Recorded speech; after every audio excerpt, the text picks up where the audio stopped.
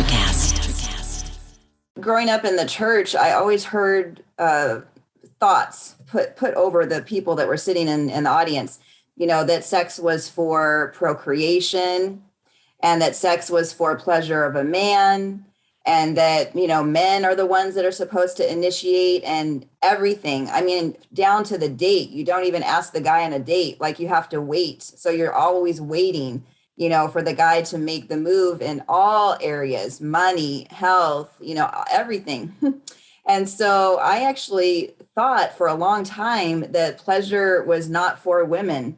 I always walked around feeling like something was wrong with me because I felt the sexual part of myself. Welcome to the Cosmic Love Antenna Podcast. This podcast is meant to encourage you to connect within so you can share your light with the world. And now, here's your host, Harrison Ma.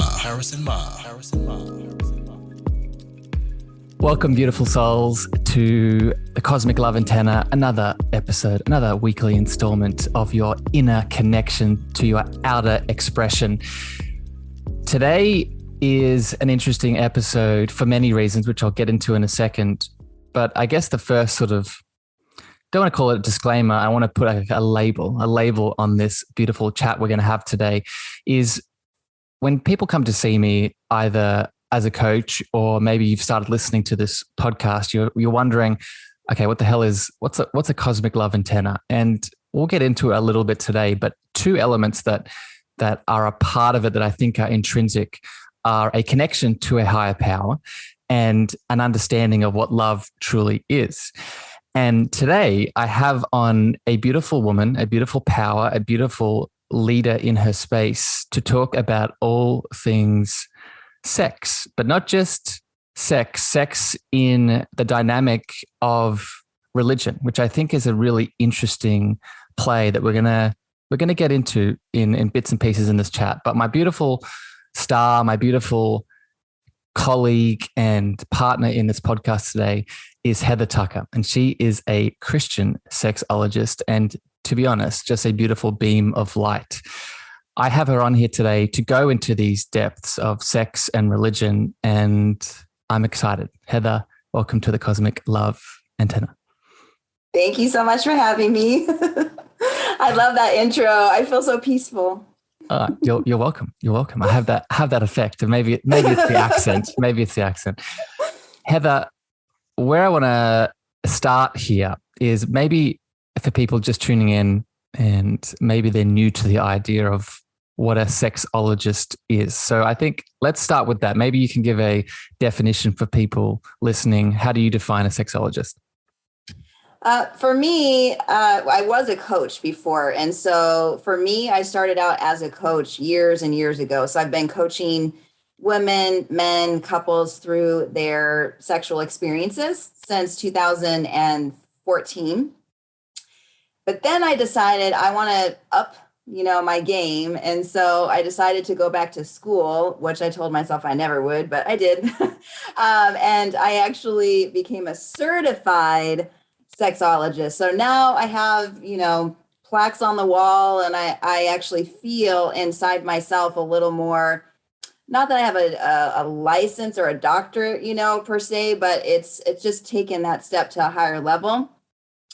And, during my training, I actually learned a lot with our bodies and how they work. And so more than I actually knew before myself. And what's been really fun is while it's been helping my clients, it's also been helping my own marriage. In the best kind of way. Yeah, it's been fun. Heather, I'm interested, and we're probably going to get into this later, but the learning that you leaned into with the sex side of things, was it holistic? Meaning, like, was it learning about sex was it just a purely physical lens, or were you learning about the emotions and the energetic and the spiritual side? Was it full encompassing? Yeah, everything. Yeah, it covered everything. Yeah, and it even went, as far back to the beginning of time with different religions and how over, the years, how religion has played a big role on why so many of us have a hard time stepping into our sexuality, which is right up my alley, and exactly why I wanted to get into this work, because I had had that experience myself. And so that was a fun part for me to learn more, about that. So that's where I want to go next here, Heather. You're not just a sexologist, you're a Christian sexologist. And I want to hear about this. I want to hear about your experience getting into it, right? Because you're not just this beautiful light sharing this knowledge. I'm sure, much like myself, you had a background that led you to this, right? I often call it the pain teacher, or the things that you've moved to that you realize, wait, I don't want to handle it like this. I don't want to do it like this. You move through it, you learn, you go through the hero's journey, and then you realize, wait, I can share this with the world. So I'm interested, Heather, how did the religious element come in, not just from an educational perspective, but from your own experience? Yeah. I mean, it started all the way back into my teen years when my body started, to change. And I was like, what is happening? And I would go to my mom and I would ask her, hey, I'm experiencing this and this, I'm starting to get these feelings down below. What does that mean? When I see a guy that's... And Heather, just to interrupt you, what did you grow up, just to make this clear, you grew up in a Catholic household? What was the denomination? No. Actually, I grew up in a Christian household, Southern Baptist. Southern Baptist. So, so we're going all the way. Very, very legalistic. Very, very legalistic. Lots of rules, lots of, you should do this, you shouldn't do that. And so, when it came to my body and my own personal experience, my mom, when I would ask her questions, basically said, don't worry about it. You'll find out when you get married. That's like literally all she gave me. All done. All done. Don't worry about it. We'll push that till later. It's not like it's not like this is an intrinsic part of your development and that you need to understand this, but we'll just worry about it later.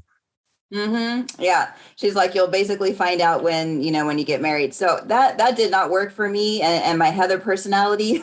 I'm definitely a type A, and I like to know, A to Z, result based. I'm like all about finding out how everything works so that I can take advantage of the whole realm, of it. And I kept thinking, God, I don't want to get married and not know what I'm doing and look like a fool, or have my husband, say why don't you know how to do this? And, didn't you get taught? And I didn't want to look foolish, and stuff. And so I went on a mission to find out, about my body and what was happening, and, about sex and all. And because I had no teacher in the church, and my grandparents said, nope, that's not what we talk about. My mom said that. All of the youth groups I was in, sex was never talked about. It was so hush hush. It almost made it feel like you were dirty. Yeah, or guilty, even just the word sex was dirty. Guilty and shameful. Would that resonate?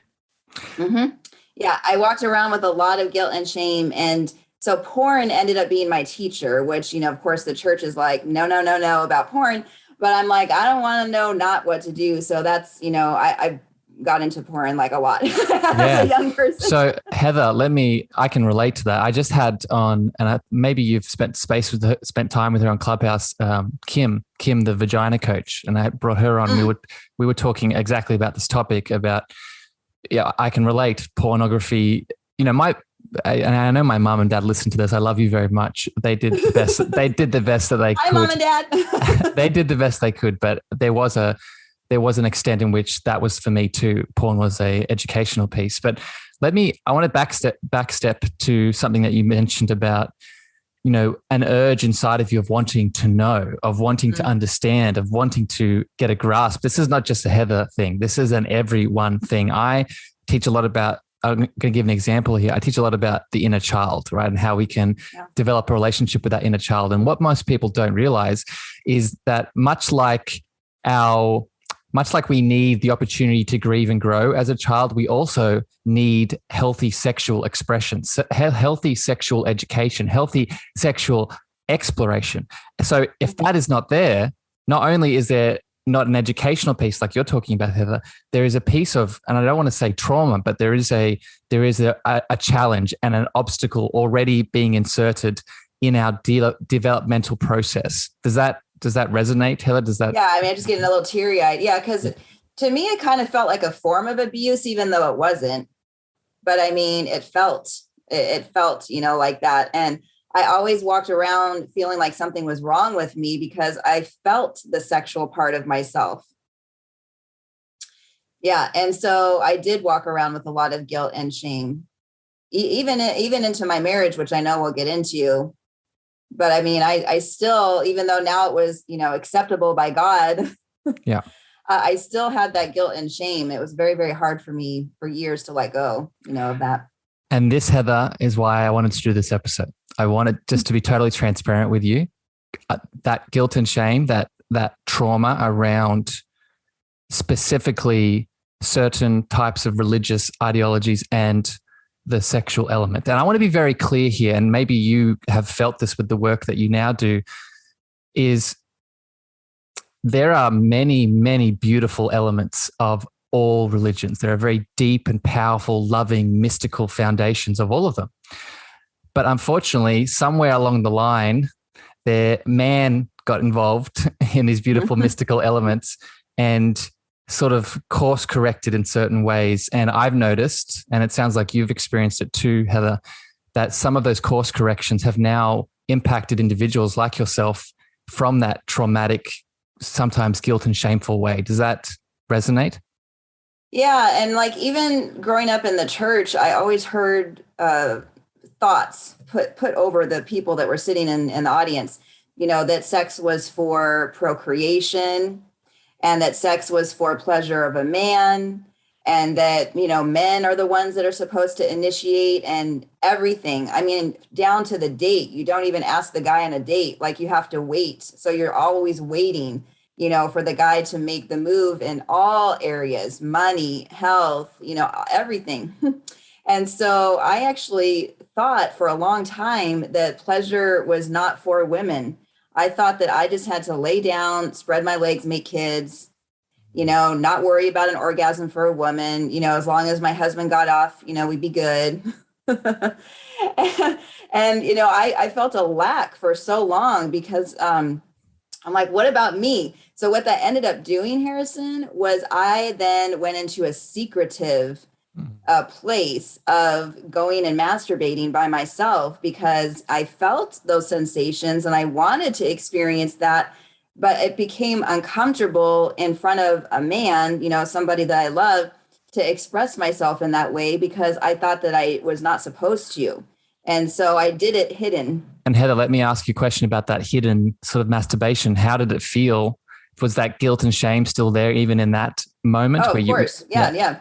Because we were told we shouldn't touch ourselves growing up, and that masturbation was a sin, and that it opens up demonic forces, and so it very, very crazy. And but like you said, it's like sometimes I think the people that are in leadership think that they're doing the right thing, and by putting these fear tactics on us to try and keep us safe. So I think a lot of them, their heart might be in the right place, but, and I just don't think that they see some of the effect that goes onto the other side of, of what those words, are doing. Yeah. So Heather, I totally agree with you. I'm getting goosebumps. So let me give an example here of something else that people might understand.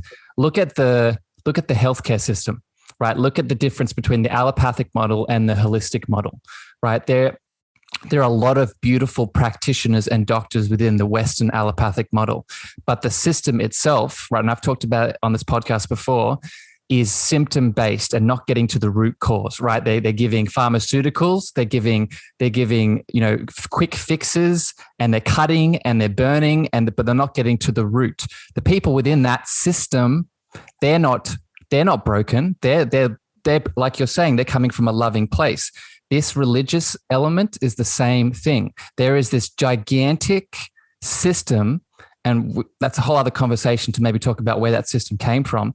That's been pasted on top of the beautiful mystical elements of these religious ideologies, and that system is creating a certain kind of person, and that person is coming in, like you said, with love and wanting to do the best thing and wanting to help their community, but not seeing the bigger picture at play. Does that resonate, Heather? Yeah, I mean, and sometimes they may not even want to, but because they want to be a pastor or a rabbi or, whatever form of leadership, and they have to abide by the rules of the church so they don't get kicked out of leadership, sometimes that could even, play a part into the why, Yeah. behind why they're not able to express how they really might Yeah. feel, Yeah. Oh, I'm loving this already, Heather. This is when I invited you on, I was like, "Ooh, I wonder if we could go to these places." And you're so brilliant. We're going there straight away. So let me step back a little bit. I want to make this, I do want to go deep like we just did, but I do want to make it very surface level too, because I know you are a coach and I know you are helping so many people. So I want to maybe push you in the direction of what are some common challenges you notice people coming to you with, right? So we just talked about the guilt and shame. That would be probably one. But what are some other challenges you're noticing specifically within this dynamic between the church and sex? The main one, I would say it's like 99% of why women hire me, especially, is because they're not able to orgasm. So let's go into that. Yes. Yeah. They're coming to me crying. They're either single or not. They might be married, they might be single. And, their friends are talking about all the pleasure things that they're able to experience. And they're left over here like, well, I'm not experiencing that. What's wrong with me? And so most of us are walking around with, what is wrong with me? When really there's nothing wrong with you, girlfriend. There's nothing wrong with you. It's the belief system that was put over you by whoever it was. It could have been the church. It could have been, a stigma passed down in your family line. It could have been a friend, who was having a conversation with you. So now you're out here in the world and you're, feeling female and you're, feeling this desire to know how to tap into your sexual confidence and, feeling sensual and feeling sexual. But, what if you do, will you get in trouble with God? Will you lose your salvation? So there's a lot of fear about getting kicked out of heaven and not, being able to live with God forever. So that's one that keeps a person, from experiencing. But then outwardly, they're not able to experience that pleasure. And so that's the main thing that they're coming to is, please help me to have an orgasm. Please help me to figure out how to be confident in front of my husband. Yeah. Please help me to figure out, because he's now complaining. My husband's complaining, and now he's going to porn. Yeah. Because it goes both ways. He sees that side of like, I really want my woman to be like these women in the porn. Why isn't she? And then the man has the desire. Yeah. So the man has the desire to experience everything, the abundance in the sexual realm with his wife. And because he's now in a lack mode himself, so he's now going to porn. And then the woman's like, oh my God, what do I do? And all of that. So there's these outward things that are happening, but the root cause is these belief systems. Yeah. And so, we really have to learn how to uproot them and form a new belief system, and learn how to give ourselves that permission to even want to form the new belief system, knowing that God is the one that created sex all along, and he meant for us to experience pleasure even as a woman. Preach. So a couple of things here. First of all, if you're listening to this and you're getting triggered, or there are some things coming up, you're getting a bit emotional, I would encourage you to sit with these beautiful emotions, these beautiful triggers, right? Because that means there is something inside of you that wants to be seen, wants to be felt, wants to be acknowledged. First point. Second point, a belief system is inherently closed.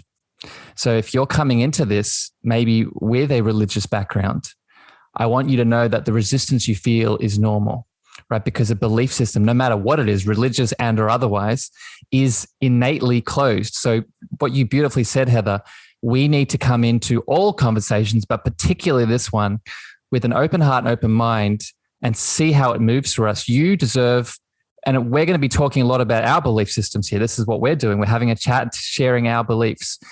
I would encourage you to just sit with them, right? Sit with them. And if they don't work for you, they don't work for you. Go back to doing what you're doing and continue that cycle maybe that Heather was just talking about.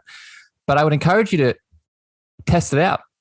and see what happens. See what changes when you open that heart and open that mind. Heather, you said that. Harrison, that could even be a prayer too, by the way. I mean, for those people that grew up in the church, you could just say, God, if this is something that's meant for me, please help me, to become more open. So, I mean, if that's something that you have a struggle with, which I did, there was a block, and I actually felt that resistance wall that you're talking about. And so I had to pray myself. And that was the basic of the prayer is like, okay, God, if this is what your word says, and I am, I'm born with the ability to experience pleasure, and it's my right. Please help me to open myself up to this, this new belief that actually is truth. Yes. It might not feel truth yet, but I really want it to be my new, truth, because you already call it truth. So sometimes that is a prayer that you can ask God, and he's more than willing to meet you there and to help you with that openness. You said truth, and you read my mind, Heather. I was going to add that next around we are inherently creative beings. Mm-hmm. And one of the ways we express our innate creativity is through sensuality and sexuality. That is a part, as much as we breathe, as much as we need food, as much as we need water, we need the act of sensuality and sexuality to express what we innately are, either with a partner or with ourselves. Heather, with that, I would love to move here into those two words. Right. How do you define them? What is there a difference between sexuality and sensuality in the work that you do? Well, I actually used to believe that they were one and the same. Mm-hmm. I didn't know the difference because, again, no one taught me. So I could feel the difference, though, without even being taught. When I would come into a relationship with somebody that I am so freaking in love with, so I'll use my husband as an example. There were times when him and I would come together. Am I allowed to cuss on here? Yes, you can do whatever you want. Okay. So there were times when we were both really horny, right? And like, we just wanted to fuck. And it was basically like, we were in love, but it was like this animalistic, fuck, basically. Okay. To me, that's when you're in your sexualness, is like, you're tapping into your fully man, fully female, and you're just coming together, and it's just about sex. It's just about sex. Sensuality for me is igniting all 5 of the senses. So you're bringing in sight, smell, hearing, feeling, tasting, right? So you're bringing in all of them to this experience with the person that you're so in love with that, by the way, when you go to make love with someone that you're really in love with, it's like, it's so much more than sex, because now you're actually tapping into this higher power soul experience. Like your souls are actually coming together, and God is actually in the moment with you because he designed you to be together and to come together and to experience each other's, souls.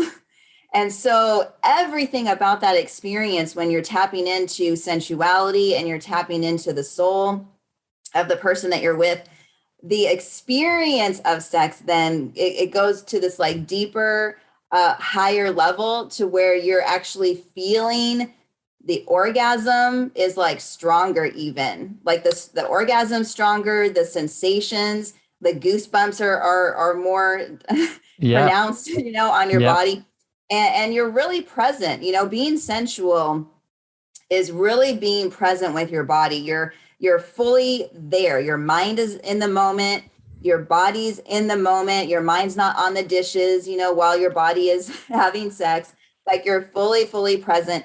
And so that to me is the sensual experience. And that actually is what my work is all about, is helping women to not just, have the actual act of sex and that part being good, and like you learning all about how to give a blowjob, and that, yes, that's what I do too. So it's like sex ed, but then you also want, the piece of how to tap into the highest sense of pleasure, that's the part that God has given to us, is that abundance. And so to me, being tapped into the sensuality is sensuality equals abundance. That is my mindset around it, and what I help, all of my clients with. So hopefully that helps answer your question. So much in there, Heather. That was beautiful. And all right, I'm going to try and bring this down here because there's so many little pathways I could take this.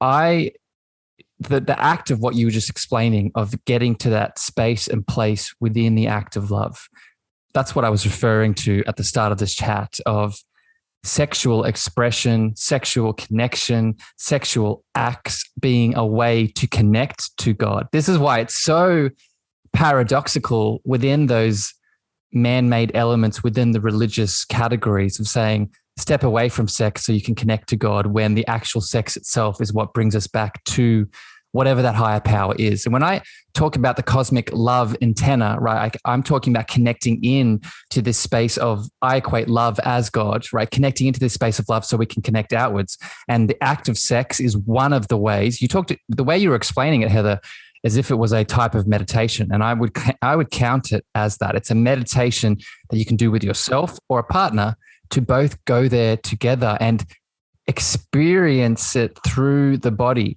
Heather, I want to get back to the orgasm, because you talked about the sensuality of the senses adding in. I want to maybe ask you, what is your perspective on moving the orgasm from just in that sacral, sexual, genital area, and moving it out into the rest of the body? What's your perspective on that? I don't know that I've experienced what you at least how you worded it. I know, most of my orgasm, it is down in the clitoral, space. There have been times, but it's kind of rare. I feel like it has to be really intentional, and I have to be on purpose looking for this experience that you just said, So maybe, do you mind defining it a little bit more? And then I can maybe answer it a little bit better. I would love to, Heather. Maybe this can be a teaching moment I can give you here. I would love it. Yeah. So this is where I'm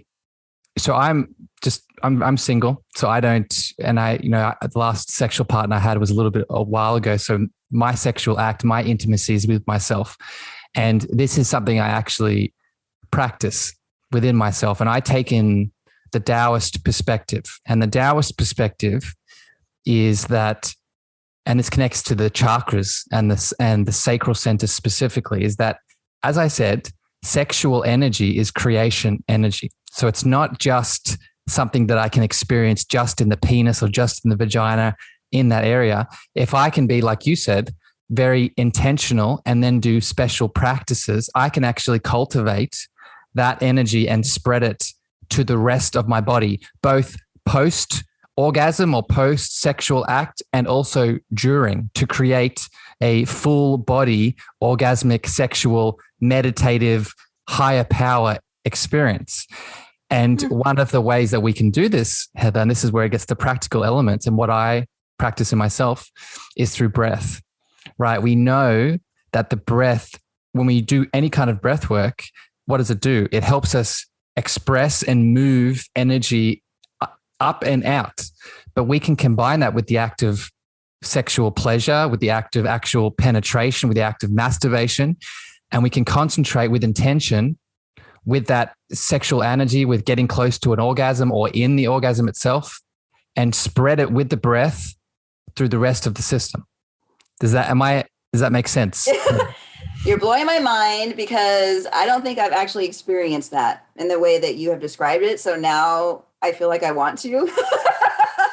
I would highly recommend it. Recommend. The only thing that I'm thinking of where I've maybe gotten close to what you're talking about is in my own self-love practice, where I'm naked, standing in front of the mirror, and I'm putting on some sensual, type of music. And as I'm getting into, my sensual energy, and I'm touching myself, and then I bring myself to an orgasm, as I'm watching myself in the mirror and as I'm moving to the beat, I feel like I can take myself to, a higher level, if that makes sense. So it then in those moments becomes more about, me feeling my most confident, self, and I actually have done this, right before I've led, gosh, I don't know, even yesterday, I had a 9-hour summit that I was leading for International Women's Day.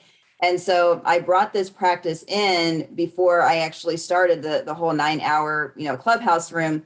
And what that did was it helped me to tap into this highest level version of myself. I kind of like express it with like Beyonce, where it kind of like, watch her walk on stage and she's just like really fierce and she's got tons of confidence and you can feel her sexual energy. So that is like what I do before anything big, so that I'm fully tapped in. I'm in my center. I can feel my full Heather.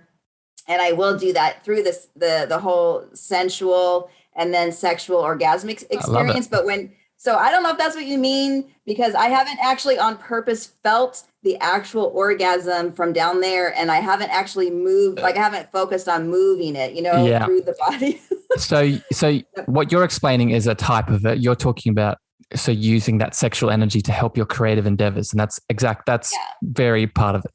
But I'm getting specific with the actual orgasm itself. And what I'd recommend for you, Heather, I'll give you a resource, and this is for everyone listening. Look up the work by Mantak Chia. I think it's Mantak and Chia. And he has many books, but two that would be relevant to you is The Multi-Orgasmic Man and The Multi-Orgasmic Woman. And he talks about some of these practices of not only having multiple orgasms, but this idea of spreading the sexual energetic energy throughout the body through breath and other practices. So let me know what you think of that. Yeah. I will. I think it layers beautifully on all the beautiful work that you're doing. So I want to switch now a little bit to another topic within this. And you hit on it slightly before with your partner. I would love to talk about the dynamic between the masculine and the feminine within a sexual act or partnership. So both the physical woman and the physical male, and also the inner masculine and feminine, and the inner masculine and feminine that both the male and the female has. How does this, in your opinion, play a role in a healthy sexual relationship? Well, I can tell you from my personal perspective, I can tell when I'm in, the masculine energy, because for me, it's more aggressive. So I will actually feel it more when I'm, wanting to initiate sex, for instance. And so I will be, doing all the things to get myself ready, So I'm getting into my sexy vibe. I'm choosing the outfit that I want. I already know what position that I want to, take my man, at. So that to me is masculine. The feminine part for me is the act of receiving. Yeah. And so for me, this is when, Chuck is, the one that is initiating, and he's wanting to bring me as much pleasure as he can provide, to me. And all I'm required to do is just to kick back and relax, and I kind of just arms in the air, like, just do whatever and let's see, what happens. So that is how I have personally defined that for myself. And what do you recommend to people? Because this is the reason I'm asking this, and I think that you defined it beautifully. The reason I ask this question is because I feel like people sometimes have a challenge with balancing those energies within themselves. How do you, if this is part of your coaching, or what are your thoughts on this? How do you guide people to finding that balance and working out that, for example, today as a female, today as a man, I feel like I want to stand in my masculine and be the doer, be the taker, be the, the sort of one that's initiating. Or maybe today as a male or a female, I want to receive. I just want to receive the pleasure, receive the love, and allow them to stand in their power. How do you help people through that? Well, very interesting, because I work mostly with born again Christian women, or people that grew up in Judaism, which the faiths are a little bit similar, and the idealisms over, what a woman should and shouldn't do and all that. So for me, in my personal work, I bring, the language of God. So I don't really bring in the language of masculine and feminine power, because that won't actually sit in somebody that grew up in those two faiths. They will actually put a block up. So I have to be very careful myself as a sexologist working with other, believers, because I want to make sure I'm using the language so that they're on the receiving end and they're feeling open. So really, this doesn't actually come up, Harrison, until I have been working with somebody for months or years, and they have trusted me, and they see, that I am a woman of God, and that I'm using scripture, and they can tell, that I bring God into praying with them. And then maybe I might, start talking a little bit about, the energies. But then again, I got to be real careful with my particular work. No, and I think it shows how professional you are, Heather, right? As a coach, as someone, and I can relate to this, it's about meeting them where they're at, right? Yeah, you don't want to rock up and just throw all the things at them, because they're not going to understand it, as understandably so, right? We know what we know, and we don't know what we don't know. And when you chuck the whole bucket at them, they won't retain it, because it'll just be so overwhelming. So it makes total sense to me. And same thing with tantric practices. I know all about them. My husband and I have used them, but when I first start working with someone, they're not necessarily quite yet, into being open to even talking about tantra. So I have to wait for that, practice of bringing that in with their partner, for a while, because that's not something that's spoken about in the church. So I'm interested, Heather, and this is a question that's just popped up. Have you ever got any pushback, not from maybe the clients, but from the denominations and the communities and the churches that these people are a part of? Every day. Yes. Yeah, I mean, seriously, you guys, all you have to do is go to my Instagram, which is Sex Coach Heather. And anytime that I'm talking about masturbation or anything sexual, there's always at least one person from the church that will say, why are you talking about this? This isn't, you're leading people away from God. You're sending people to hell. So, I mean, I've heard it all. And what's very interesting is that the people that I've called to help, that God has specifically called me to help, are these actual people. And so I just have to learn, God bless you kind of a thing. Like, you're just not ready. You're not yet to that point where you have, become open. And that's totally fine. Because you know what, Harrison? I used to be that person. When I first got saved, oh my God, I was so legalistic when I was 19 and 20. You could not talk to me about any of this stuff. I threw away all my porn. I threw away everything sexual I could possibly have around the house. And I just, I went full into just, serving God, which is great, but I just took out all the sexual pieces of myself, at that time. So I understand where they're coming from when they have, those type of thoughts and comments. Even my own pastor, by the way. I went to him and I said, hey, like, most of the ladies that I'm helping right now, they're here, local.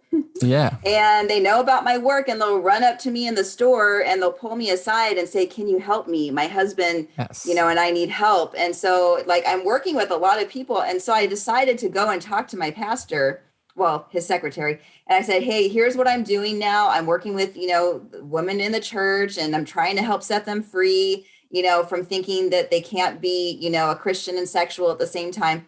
And I would really love it if pastor would open up, maybe a small group setting where I could actually come in and teach directly from the scripture about how we can, be fully saved and sexual. And they said no. And I was like, okay, that's fine. But here's where I'll be if you, if and when you're ready, for something like that. So this is, thank you for sharing that, Heather. And this applies to people on the internet in general, but specifically connects to, these kinds of niches, which are a bit more sensitive. And, I always go back to the idea of this is why I said at the start of the chat, if you are triggered by this, sit with it, right? Because they're so valuable. Us hurt people, right? So if you are a person that is posting comments and posting these sort of things, as Heather is saying, one, we need to approach it with love, but two, we need to see that those projections outwards are coming from a place of pain, right? They're coming from a place of I give an example here when I talk about the inner child, and when someone says to me, oh, that person's being too childish, they're being too childlike. Are they being too childish, or is the beautiful inner child that is wanting to get their attention projecting out onto you, and that is what you're perceiving as being too childish? The point I'm making here is there is value. There's value in those triggers, especially if you're the coach, Heather, and you're saying, okay, I take it. I love you. You're at where you're at. I'm here when you're ready. And I think it's a beautiful way to be.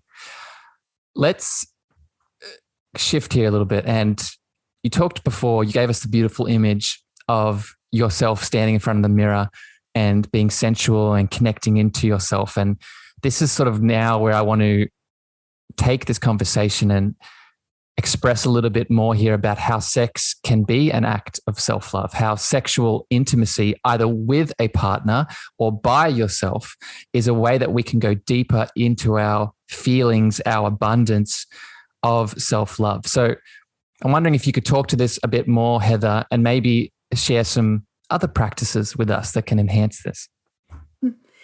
Well, you know what? I always say that, you can't have a good sexual experience with a partner until you really, really know yourself, to the best of your ability. And to do that, you have to get to know where all of your own pleasure centers are. You can't depend on, your partner to find them for you, because sometimes it's like, finding the fortune in the cookie. There's not always going to be a fortune in every cookie, most of the time. So like, you really have to learn about your body, and you have to give yourself permission, especially, this is really hard as a born again Christian. I get this, because you've probably been taught, like I was, that masturbation opens up demonic forces, and that it's tapping into the verse that says, in the last days, they'll be lovers of themselves. And the church has taken that verse and said, that's about masturbation, when I'm here to tell you it's not. Like, you have to go and read the scripture for yourself. Look at the original context of the entire chapter and the actual meaning of these words. Because if you go all the way back to the Hebrew and the Latin, you'll actually see that particular verse has nothing to do with masturbation. It's talking about, a person that has selfish ambition, and they're going out into the world, and everything that they're doing is ego-based. It's all about themselves. What can I get from this experience? They're not being in servant mode, which is Christianity to the core, is like, what can I do to help you, right? So, you have to really get to what's the original verse. And I always say this. And so if I can get you here first, then you can become open to, oh my God, God didn't say that I couldn't touch myself. Holy shit. Let's go take this on as like a mission now. Yeah. So you have to use the verses in my work to get to yourself. What's the original intent that God said here? Yes. Once I can get you to that place, then you'll be open, more than likely. Then we can have a self-pleasure experience where you're, at home, and you're, getting to all your pleasure centers. Maybe you're doing it in front of the mirror. Maybe you're not quite ready to see yourself naked yet, because, sometimes that's an issue too, is like, I'm not comfortable with my body, and can I actually love on my body naked, or can my husband only be the only one? Heather, let me jump in there. So because I want to get into it sounds like you're about to go there with some other practices. I want to just plant the seed for people around the interpretations that you just talked about of the different Bible verses. And again, this is just me sharing my belief and my learnings around this. And my purpose on this earth is really to help people connect back into that cosmic love inside of them. And I've found myself going into this religious story a lot to learn, to help people. And the seed that I will plant is, look at how many interpretations there are of the different Bible stories and allegories. And you talked about how getting to the real definition of it can help people have a more connected foundation. I would test that and push that a little bit further. I'd say keep exploring, because in my understanding, I think you said Hebrew and Latin as some other interpretations. I think there are more than that, and that fact in itself shows you that what you are reading, and I say this with love, is you're interpreting an interpretation, and there are many interpretations. So I say this again with love, to be mindful of the things that you're taking as solid fact that you are then living your life through. Am I making sense? Which creates that belief system. So now you've based your belief system on like what you just said. But the bottom line here, Harrison, is that there's religion and then there's relationship. So religion says, the rules. Relationship is you have a personal relationship with Jesus and God and Holy Spirit, the Trinity. And so if the Trinity is living in you, which they are, if you believe that, then you actually can ask them yourself. You don't even have to read the Bible. I mean, he wants you to, because that's, the basis for like our living and how we make our decisions for most of us.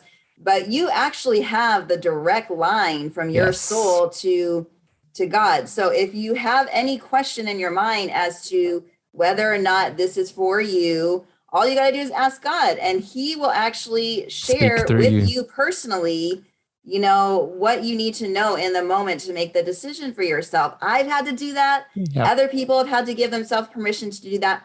And so don't wait for the person at the pulpit to tell you the meaning of scripture. You can actually right now yourself go and ask God, you mean your Bible, what does this mean?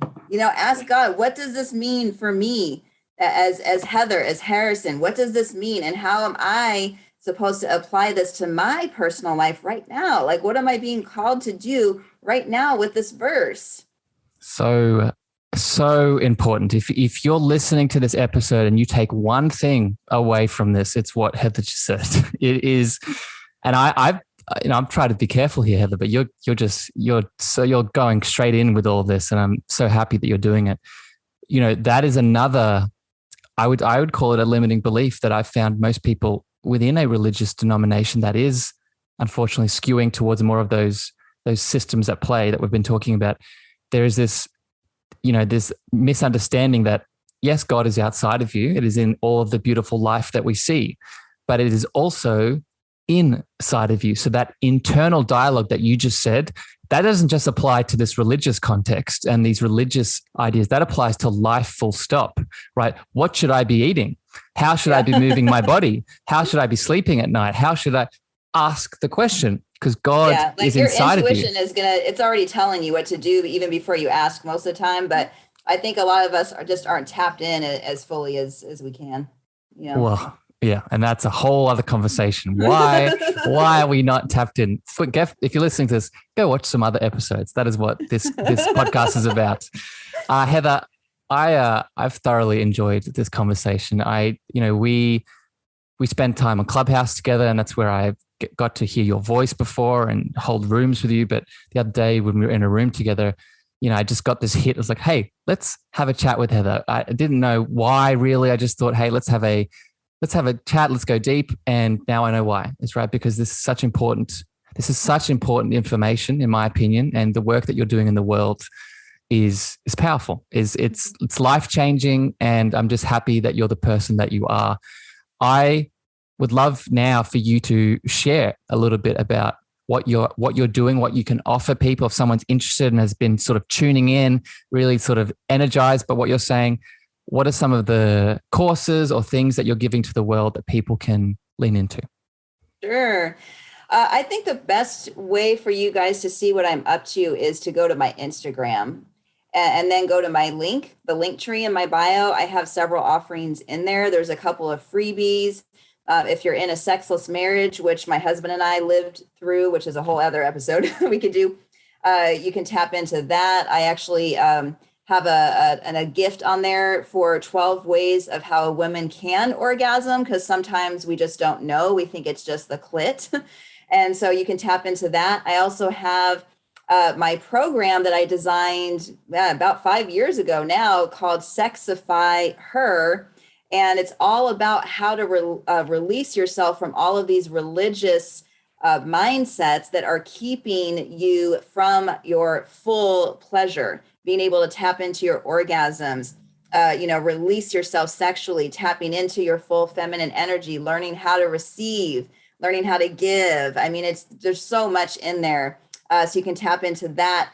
I also have a couple of radio interviews and other podcast interviews. I'll definitely put Harrison's up in my bio so you guys can see, more of my story, because sometimes people need a little bit of extra trust, which they can actually find from, looking at my post on Instagram and everything that I have to offer over there. So yeah, take advantage of it. I'd love to get to know you guys. Love it, Heather. Thank you for sharing that. And I did have one more question, but before I get to that, as you were sharing that, you reminded me, and we didn't talk about it too much. Now, I'm just interested as a man wanting to explore his sexuality with women. Can you give us, before we get to our last question, give us maybe a couple quick tips around the orgasm element? Because we hit on it before, but I want to make this practical. And that's one of the resources that you have. What are some tips? And I assume you mean for a female, or is it for both? Is yes. it for men? So give us, So give us some tips. Primarily I work with females. I know how to help men, with becoming multi-orgasmic, if that's something that, your men listeners would like to find out about. But yeah, practically, if you're struggling with an orgasm, let's say, I'll just use that as an example. So if you're struggling with an orgasm, my main tip would be figure out what your blocks are to, experiencing the orgasm. And this is going to be different for every single person. So this is where the deep work would need to happen. If you don't already know, some of us have some trauma. Yes. Some of us have some belief systems and all of that. And so, once you know, then you can actually figure out a way to, release yourself from these belief systems that really aren't serving you and have never, served you. So that's the kind of work that I could do. The second thing is to tap into breathing. And so most of us, the reason why we're not orgasming is because we're holding our breath. We're, thinking about a trillion things at the same time as, we're either touching ourselves or someone else is touching us. And so we're not fully present. And so a breathing exercise, my personal favorite is the box, breathing. I don't know if you've heard of it, but it's basically where you breathe in for a count of 4, you hold it for 4 counts, and then you breathe out for 4, and then you hold it for 4 counts, and then you just keep repeating that. And what that does for me and what that's done for other clients is that will help you to get fully present, relaxed, fully back into your body.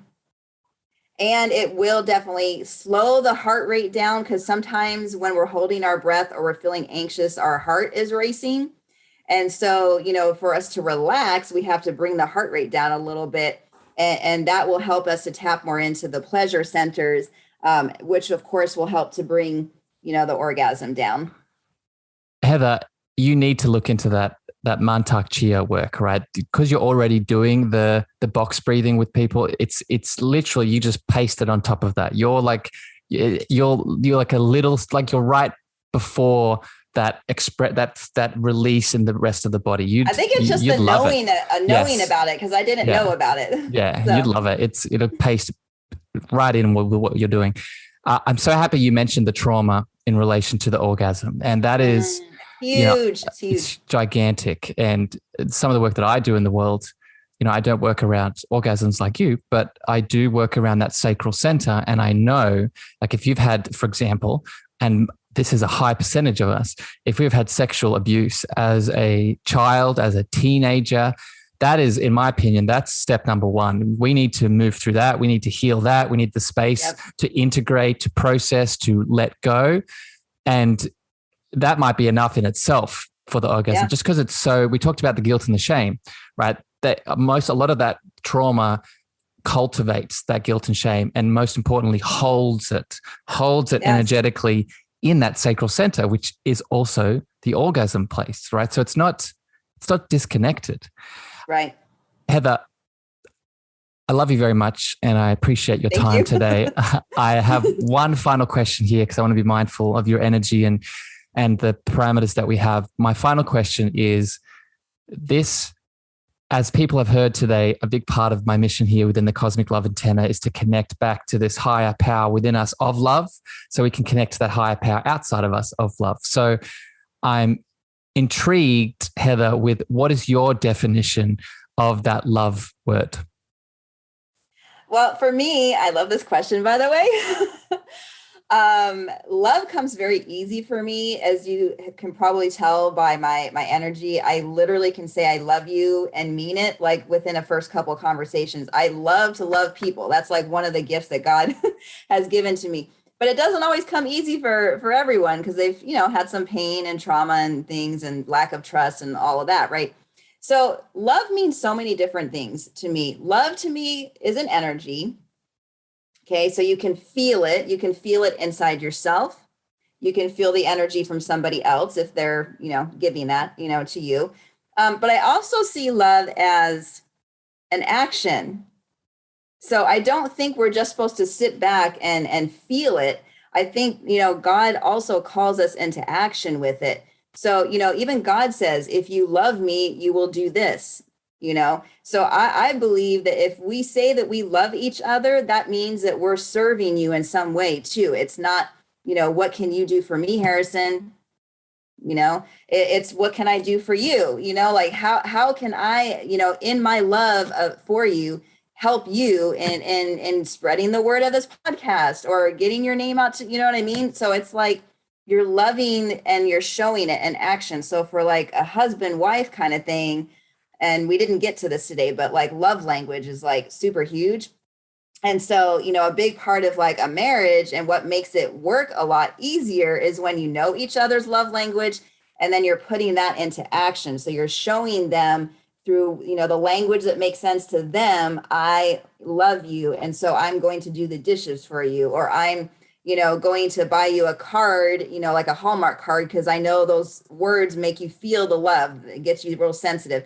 Or I'm going to have sex with you more and hold your hand more, because maybe physical touch is like, your thing. So that to me is the different definitions, of love. I know sometimes people have, different versions of that for themselves, but that's how I would, describe it. Heather, so beautiful.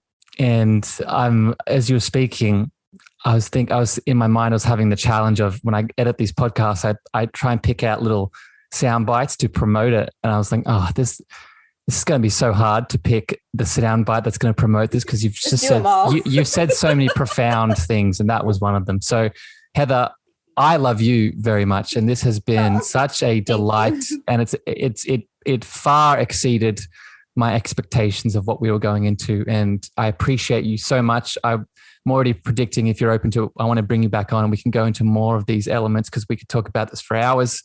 But with that, Heather, thank you for coming. Beautiful souls, thank you for tuning in. This has been another episode of the Cosmic Love Antenna. Both myself and Heather love you unconditionally. I'm wishing you a wonderful morning, evening, and night, wherever you are in the world. And we'll see you next time. Bye, everyone. Thank you for listening to the Cosmic Love Antenna podcast. We hope you enjoyed. Be sure to follow Harrison on Instagram, Twitter, and Clubhouse at Harrison Ma. That's Harrison, MEAGHER.